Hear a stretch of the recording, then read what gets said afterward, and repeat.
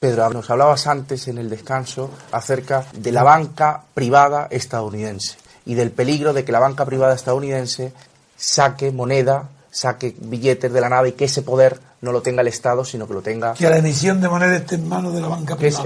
De esa facultad. Bueno, en primer lugar quiero adelantar que nadie me confunda, es muy susceptible ir siempre a lo psicológico. Yo no soy partidario de la banca pública. Aquí estamos hablando de lo que es la emisión del papel moneda, lo que era antes acuñar moneda.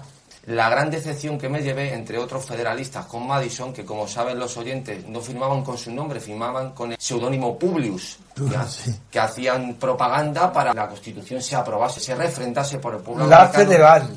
Federal, por supuesto. La segunda Constitución. La segunda Constitución. Pues la presidencialista. Me llevé la gran decepción cuando Hamilton apostó por la creación del First National Bank, que es el antecesor de la Reserva Federal. Pero bueno, en resumidas cuentas, lo que vengo a decir es, los grandes hombres filósofos en los que yo veo mucho paralelismo y que se identifica como no puede ser de otra manera, aquí sí se puede decir eso, don Antonio, que son, por ejemplo, Thomas Jefferson o Benjamin Franklin, ya alertaron de que la creación de una banca privada para emitir el papel moneda generaría que los americanos, el pueblo americano, se endeudase hasta la esclavitud y perdiera las casas que habitaban en las tierras que sus padres conquistaron.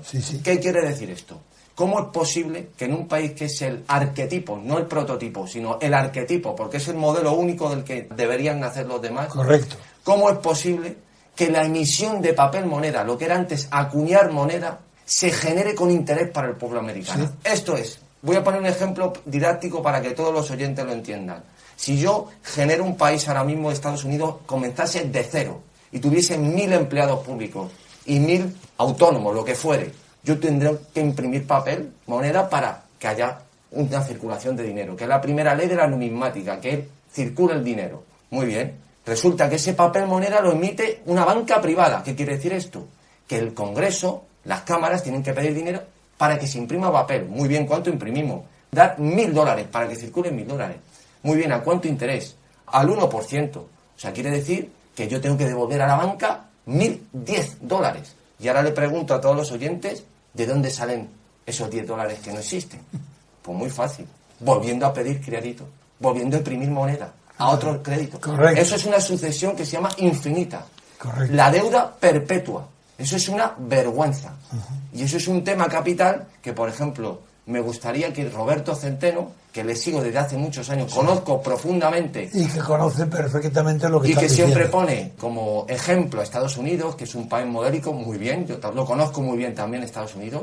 Me gustaría que hablases de este tema. No, yo creo que el peligro está en que la creación del dinero no es algo voluntario, sino que ha sido un proceso evolutivo, que lo cuenta Wenger, por ejemplo, cómo se crea el dinero a lo largo de siglos. Y se llega al oro, pero no de una manera artificial. Quiero decir que el problema de la creación del dinero no está tanto en que sea privado o público, como en el hecho de que sea artificial el medio de cambio, es decir, el dinero. Que pueda crearlo, como tú has dicho, de la nada, que un fiduciario. Exacto. Exactamente, pero cuidado, es que eso es otra cosa diferente.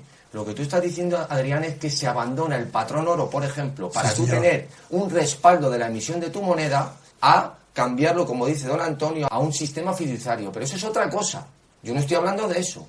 Voy a poner un antecedente también clarísimo. No lo he comprendido y tienes razón. Las colonias emitían el colonial script sin interés, sino valorando el sistema de oferta y demanda, de creación de empleo, de todo, de producción del momento, y se generaba ese dinero. Y Benjamin Franklin, que como saben todos estuvo en Londres y en París, comenta esto en Londres, y cuando se enteran pegan un bote que manda corriendo Jorge III un edicto para que eso se acabe por completo, y que tienen que tener la obligación de pedir dinero al Banco de Inglaterra, que ya se había creado en 1648 o 1698, si mal no recuerdo, bajo interés.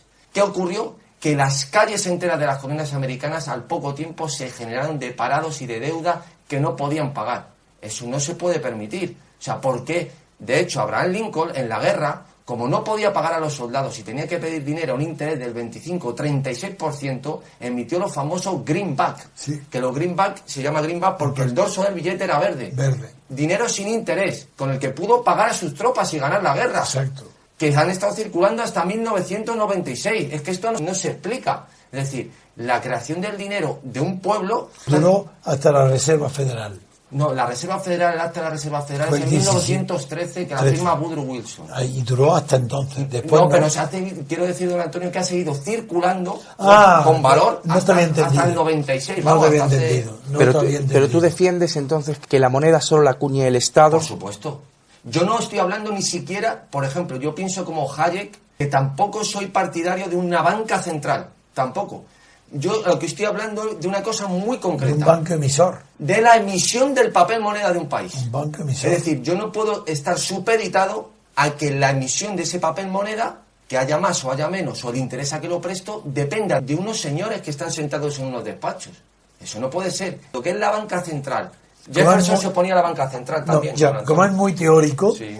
Y lo que estamos hablando teórico en los principios. Por supuesto. Práctico es lo más práctico que hay porque depende de eso el valor del dinero. Usted está hablando todos los días deuda. De deuda, sí. Bien, entonces vamos a dejarlo así. Por supuesto. Porque esto es para estar días enteros hablando. Y sí, recordarte nada más que hubo un sistema que fracasó, que se le ocurrió a un hombre inteligente, muy bien intencionado, que fue el primer ministro de Francia, antes de Gaulle, que es Mendes France, que quiso respaldar la creación de moneda con un promedio de los bienes nacionales para huir del oro y huir de ningún criterio que no fuera el valor del Producto Interior Bruto. Como eso es tan difícil de realizar, es una teoría, pero a ver cómo se traduce en la práctica eso es muy difícil.